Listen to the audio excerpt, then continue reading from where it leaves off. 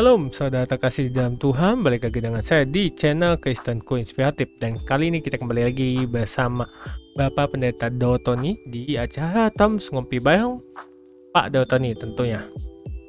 Dan Pak Dotoni memberikan pesan Tuhan akan terjadi di bulan September. Kita harus waspada dan berjaga-jaga karena akan mengalami kesusahan dan masih terjadi hingga 2030 ya. Lama lah gitu, lama juga. Dan September akan terjadi politik ya. Karena ada pilihan calon gubernur September. Dan pada itu pada Tony beri pesan untuk berjaga-jaga. Selalu berjaga-jaga pada tahun 2030.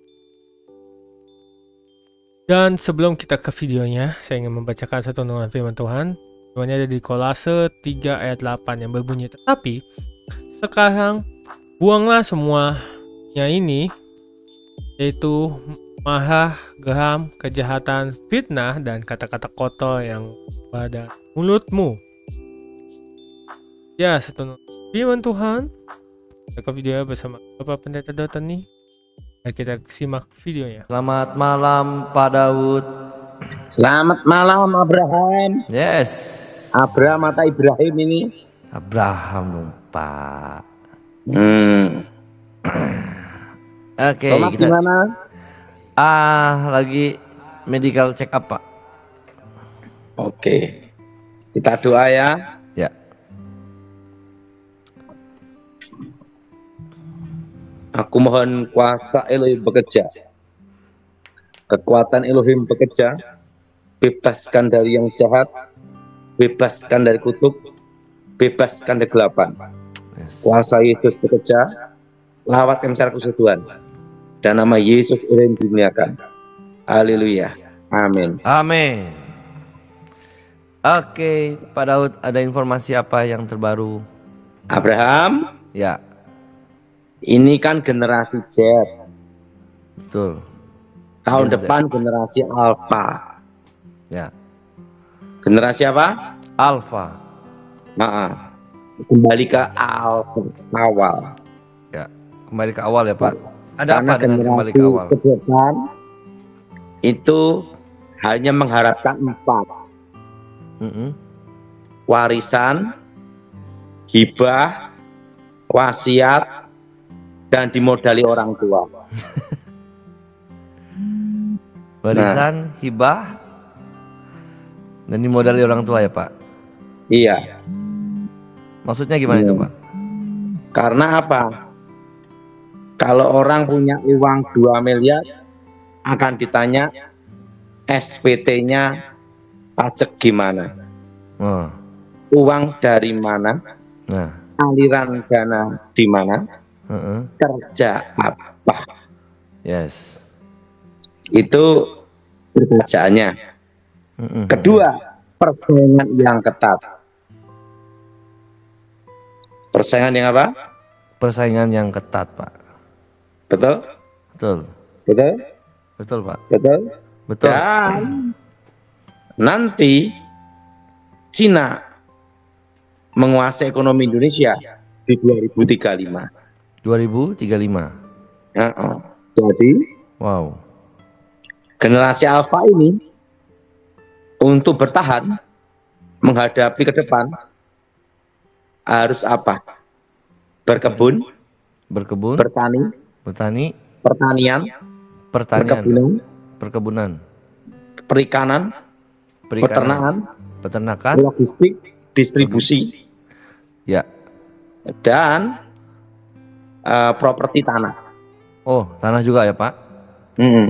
Jadi generasi Alpha ini yang lulus SMA, S1, S2, SMA, S1, S2. memulainya dari awal. Dari awal lagi ya Pak. Mau merintis perlu tahunan. Oh, warisannya. Makanya generasi Alpha ini nanti banyak yang mengharapkan warisan, hibah, wasiat, dan dimodali orang tua. Oh. Misalnya orang tua sudah menyiapin rumah atau ruko. Oke. Karena kalau mau beli rumah sendiri perlu waktu lama bekerja dulu. Dari nol. Gimana menurutmu Ibrahim? Ke Ibrahim Pak, Abraham Pak. Abraham. Gimana? Betul Pak Daud. Generasi alfa selanjutnya orang tua yang siapkan sekarang. Makanya sejak tahun 2000 saya suruh berkebun emas dan US dollar. Jangan utang bank. Nah, gimana Pak menurutmu Abraham? Betul Pak. Jadi memang harus ada persiapan dari sekarang nih. Makanya semua persiapan berkebun. Setuju. Jadi generasi alfa harus bisa berkebun nih Pak. Dan bertani. Apakah generasi alfa mau terima ini semua Pak? Mau tidak mau, godaan. Karena apa? Banyak PHK. Nah itu balik kampung, berkebun, bertani. Yang bertahan tetap bekerja dari nol. Dari nol ya Pak. Kumpulkan dari nol ya. Iya. Coba kalau gaji UMR, untuk beli rumah 500 juta. Ya. Sampai kapan? Betul Pak. Begitu 10 tahun mau beli udah naik. Nah, dan generasi alfa ini harus berani gagal. Berarti maju ke depan. Orang tua yang sekarang harus persiapkan untuk generasi alfa dong Pak. Iya. Dan generasi alfa harus punya tekad, tekun, dan berani gagal. Berarti Pak Daud sendiri udah siap ya untuk generasi alfa selanjutnya? Ya itu. Kalau saya kan sudah umur 50. Berarti udah ada khusus buat anak-anak Pak? Nanti banyak modal tuh dari orang tua atau dari mertua. Orang tua atau mertua ya. Dan kalau generasi alfa ini adalah mereka yang lulusan ini dan tahun-tahun depan. Jadi bukan tahun lalu. Kalau tahun ini kan generasi Z. Tahun depan ya. Tahun depan generasi alfa. Gimana menurutmu Ibrahim? Setuju Pak Daud. Setuju gimana? Setuju Pak. Jadi generasi alfa untuk lulusan tahun berikutnya harus siap dari awal, siap gagal dan siap menerima hibahan. Bukan gagal, berani gagal. Dan tekun. Pasti untuk berhasil Pak. Pasti berhasil ya. Bersama Tuhan kita menang. Bersama Tuhan, nggak usah takut Pak ya. Pak Daud, bagaimana prediksi Pak Daud ya, menurut Pak Daud untuk Pilkada Jakarta? Pak Daud harus mencetuskan lagi Pak. Saya beritahu, calon paling kuat figur itu Anies. Ingat, dia dari calon presiden turun grade ke nyalonkan gubernur. Artinya dia udah punya grassroots, udah punya akar rumput di Jakarta. Nah, untuk Anies pilihan gubernur ini sangat penting supaya dia eksis untuk Pilpres 2029. Persiapan pilpres ya Pak. Untuk supaya figur dia tidak hilang di tengah jalan. Betul. Nah, tetapi ingat, kendaraan partainya siapa? Harus yang tepat ya. Enggak kendaraan partainya. Ya. Untuk maju itu harus ada tiketnya kan? Betul. Betul Pak. Tetapi yang Kim yang didukung koalisi, ingat, mesin partainya tergantung mesinnya, roda partainya bergerak, partainya apa? Kuat. Roda mesinnya untuk menang juga kuat karena roda partainya sudah ada akar rumput juga. Oke, pakai roda apa? Partai yang punya akar rumput yang kuat ya Pak.